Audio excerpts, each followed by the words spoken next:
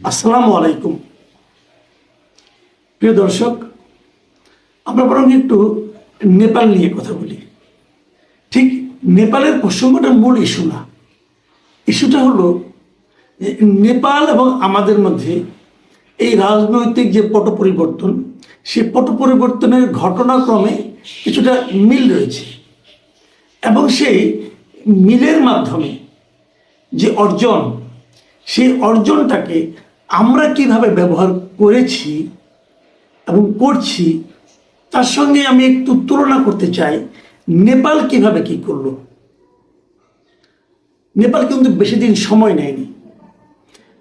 জেনজিদের যে আন্দোলনের ফলে নেপালের সরকারের পতন ঘটলো, সেই পতনের পর তারা বেশি দিন সময় নেয়নি এবং পতনের পর নতুন যাকে অন্তর্বর্তীকালীন সরকার হিসেবে দায়িত্ব দেওয়া হয়েছিল, তাদের সাবেক চিফ জাস্টিস ছিল যে সুশীলা কার্কি, উনি কিন্তু দায়িত্ব নেওয়ার পরেই ঘোষণা করেছিলেন যে মার্চে উনি নির্বাচন দেবেন এবং যেদিন ঘোষণা করেছেন সেই দিনই উনি নির্বাচন দিয়ে দিয়েছেন। একদম ডেট সহ বলেছিলেন যে অমুক দিন উনি নির্বাচন করবেন এবং এর মধ্যে উনি নির্বাচন দিয়েছেন, যে নির্বাচন নিয়ে কারো কোনো আপত্তি ছিল না। এবং যে দলকে রাষ্ট্র ক্ষমতা থেকে সরিয়ে তাদেরকে সরিয়ে দেওয়া হলো, যে দলকে, সেই দলের যে মূল নেতা সে সহ সেই পুরো দল এই নির্বাচনে অংশ নিয়েছে। তারা নির্বাচনের প্রচার করেছে, সব কিছু করেছে, তাদের কেউ কোনো বাধা দেয়নি, তাদেরকে নিষিদ্ধ করার কোনো দাবি ওঠেনি।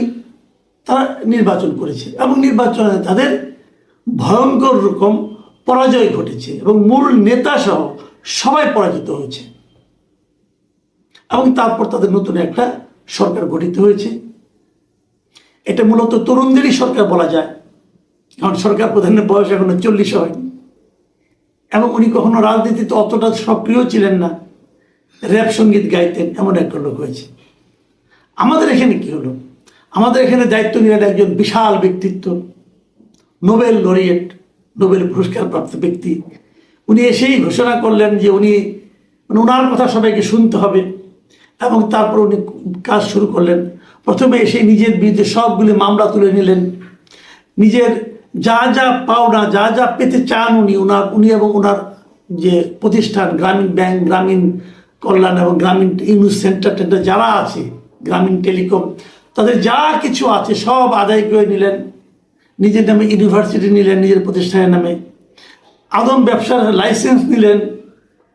সব কিছু নিয়ে তারপর উনি ঘোষণা করলেন যে ওনাকে একটু যেতে একটু সময় লাগবে, কারণ উনি নাকি সংস্কার করবেন, এই রাষ্ট্র সংস্কার করবেন, দেশ কিভাবে চলবে কিভাবে চলবে না এটা উনি সংস্কার করে আমাদের একটু উপহার দিবেন। এবং এই সংস্কার করার জন্য উনি আমেরিকার থেকে কিছু ভাড়াটে বুদ্ধিজীবীকে নিয়ে আসলেন, ভাড়া করে নিয়ে আসলেন দাওয়াত করে, এবং ওনার আশেপাশে সব জায়গায় বিদেশি লোকজন বসালেন, আধা বিদেশি, এবং তারা মনের মাধুরী মিশে লুটপাট করলেন, করে তারা একসময় নিশ্চিন্ত আবার উড়াল দিয়ে চলে গেলেন।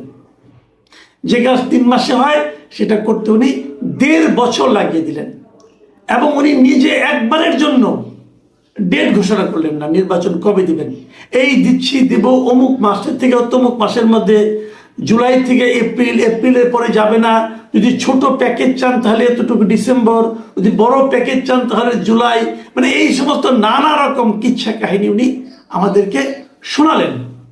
শোনানোর পরে একটা নির্বাচন দিলেন এবং দেওয়ার আগে বললেন এটা হতে যাচ্ছে বাংলাদেশের ইতিহাসে সর্বশ্রেষ্ঠ নির্বাচন এবং সেই নির্বাচনে দেশের বৃহত্তম একটা রাজনৈতিক দলকে আসতেই দেওয়া হলো না। বলা হলো তোমাদের নিষিদ্ধ, তোমাদের কার্যক্রম নিষিদ্ধ। যে দলটাকে ক্ষমতা থেকে নামানো হলো তাদের ব্যাপারে জনগণের যদি কোনো ঘৃণা থেকে থাকে, জনগণের সেই ঘৃণা প্রকাশের কোনো সুযোগই দেওয়া হলো না, যে সুযোগটা নাকি নেপালে দিয়েছিল। এবং নেপালের সেই পতিত যে সরকার প্রধান ছিল কেপি ওলি, উনি কিন্তু ওনার নিজের এলাকাতে নিজের আসনে উনি কিন্তু ওনার ভরাডুবি হয়েছে। তো আমাদের এখানে তাদেরকে করতেই দেওয়া হলো না ইলেকশন, এবং নির্বাচন করতে না দেওয়ার ফল কি হলো? না দেওয়ার ফল হলো মানুষের মধ্যে একটা ধারণা জন্মালো যে যদি তারা নির্বাচন করতে পারতো না জানি কি করতো। ওই যে বলে না, যে মাছটা আপনার বড়শিতে আপনি তুলতে না পারেন, বড়শিতে লেগেছে, এক পর্যায়ে ছুটে চলে গেল। আপনি তো সারাদিন বলবেন, আফসোস করবেন, ওই মাছটাই সবচেয়ে বড় ছিল। যে মাছটা আপনি দেখেননি, যে মাছটা আপনি ধরতে পারেননি, সেই মাছটাই সবচেয়ে বড় মাছ থাকে। যে নির্বাচনে আওয়ামী লীগ আসতে পারলো না, সেই নির্বাচন নিয়ে আওয়ামী লীগের লোকজন এবং আরও অনেকে বলা শুরু করলো যে ওরা নির্বাচন করলে ওরা খুব ভালো করতো। করতো কি করতো না, জনগণ তাদেরকে গ্রহণ করতো কি করতো না, জনগণ তাদেরকে প্রত্যাখ্যান করতো না আলিঙ্গন করতো, সেটা তো জনগণের ব্যাপার। জনগণের সেই সিদ্ধান্ত প্রকাশের কোনো সুযোগই আপনি দিলেন না, না দিয়ে বললেন ইতিহাসের শ্রেষ্ঠ নির্বাচন আপনি করবেন। 1.5 বছর পর ওনারা একটা জুলাই সনদ দিলেন এবং জুলাই সনদকে বাস্তবায়নের একটা আদেশ দিলেন, গণভোট দিলেন, যেগুলো সবই ছিল সংবিধান বিরোধী কাজ।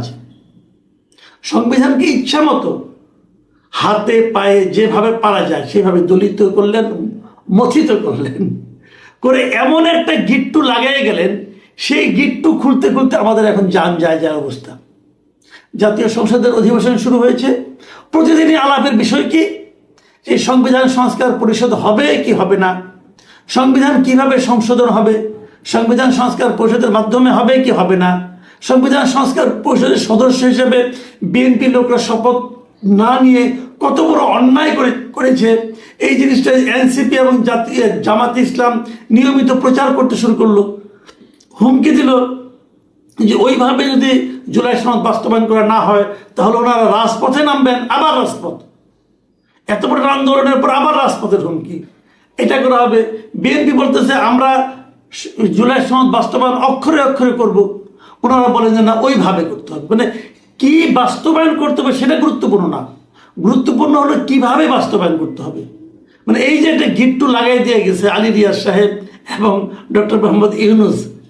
এখন তো ইউনুস সাহেব জাপানে যে ছোট বাচ্চাদের সঙ্গে কোলাগুলি করতেছে, আর আলী রিয়াজ সাহেব তো আমেরিকা চলে গেছেন ওনার নিজের দেশে, তারা মহানন্দে আছেন। আর আমাদের সংসদের প্রতি মুহূর্তে প্রতি ঘন্টায় কত টাকা খরচ হয় জানেন আপনারা? এই বিপুল অর্থ ব্যয় করে তারা এখানে ঝগড়া করতেছে যে সংবিধান সংস্কার পরিষদের মাধ্যমে এটাকে করতে হবে, বাস্তবায়ন করতে হবে, আর কোনো কাজ নেই। আমাদের পরে নেপালের নির্বাচন হয়েছে, নির্বাচনের ফল পাওয়া গেছে। বালেন্দ্র শাহ উনি নির্বাচিত প্রধানমন্ত্রী হয়েছেন এবং প্রধানমন্ত্রী হয়ে গত শুক্রবার উনি ওনার ফুল ক্যাবিনেট নিয়ে বসেছিলেন এবং বসার পর ওনারা 100 দফা মানে 100টা পয়েন্টে উনি রিফর্ম করবেন বলে জানিয়েছেন। ওনাদের কিন্তু ওই কমিশন গঠন করতে হয় নাই, ওনাদেরকে কিন্তু আলী রিয়াজকে দাওয়াত করে আনতে হয় নাই। আলী রিয়াজ আসার সময় বগল দাবা করে মনির হায়দারকে নিয়ে আসছিল, ওরকম কোনো মনির হায়দারও ওখানে পাওয়া যায় নাই। বালেন্দ্র শাহ ওনার ক্যাবিনেটের মাধ্যমে ক্যাবিনেট মিটিংয়ে 100 দফার একটা কর্মসূচি ঘোষণা করেছেন। কি সেই কর্মসূচি? এবং এই কর্মসূচি সবগুলো আমি দেখিনি, যে কটা আমি দেখেছি চুম্বক যে পয়েন্টগুলো আপনাদের সঙ্গে শেয়ার করব, আমি চমৎকৃত হয়েছি। শুনেন ওনারা কি বলেছেন। প্রথম যে সিদ্ধান্ত ওনারা নিয়েছেন সেটা হলো একটা সম্পদের হিসাব নির্মাণ।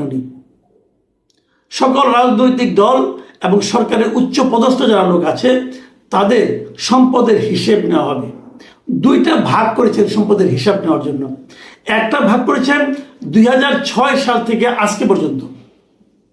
2006 সাল থেকে আজকে পর্যন্ত যত রাজনৈতিক নেতৃবৃন্দ আছে এবং যত উচ্চ পদস্থ সরকারি কর্মকর্তা আছে এদের সবার সম্পদের চুলচেরা হিসাব নেওয়া হবে। এবং হিসাবটা মানে কি কত টাকা সম্পত্তি আছে এটা না, উনি প্রেস কনফারেন্স করে কি বললেন সেটা না, একদম চুলচেরা হিসাব নেওয়া হবে। এই সম্পদটা কত টাকার, কোত্থেকে এলো, আপনার পরিবারের সদস্য কার কি সম্পদ আছে, সমস্ত হিসাব ওনারা নেবেন 2006 সাল থেকে 2026 সাল পর্যন্ত, এই 20 বছরের।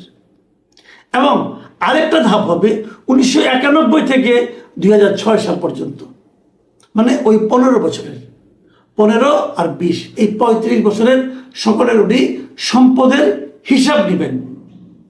একটা ওনার 100 দফার মধ্যে একটা দফা এটা। দ্বিতীয় দফাটা কি করেছেন, সমস্ত শিক্ষা প্রতিষ্ঠান থেকে আগামী 60 দিনের মধ্যে, নেক্সট 60 ডেজ, আগামী 60 দিনের মধ্যে সমস্ত শিক্ষা প্রতিষ্ঠান থেকে রাজনৈতিক দল সমর্থিত যত ছাত্র সংগঠন আছে সবগুলিকে তাদের কার্যক্রম বাতিল নিষিদ্ধ করা হয়েছে। তার মানে সোজা বাংলায় যে কোনো ছাত্র সংগঠনে ক্যাম্পাসে ছাত্র রাজনীতি বন্ধ আগামী 60 দিনের মধ্যে, এবং তারপরে আর 30 দিনের মধ্যে এগুলোতে অরাজনৈতিক স্টুডেন্ট কাউন্সিল গঠন করা হবে।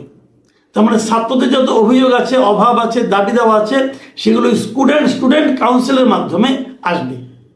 ওখানে কোনো রাজনৈতিক দলের ভূমিকা, রাজনৈতিক দলের আনাগোনা, রাজনৈতিক দলের প্রভাব থাকবে না।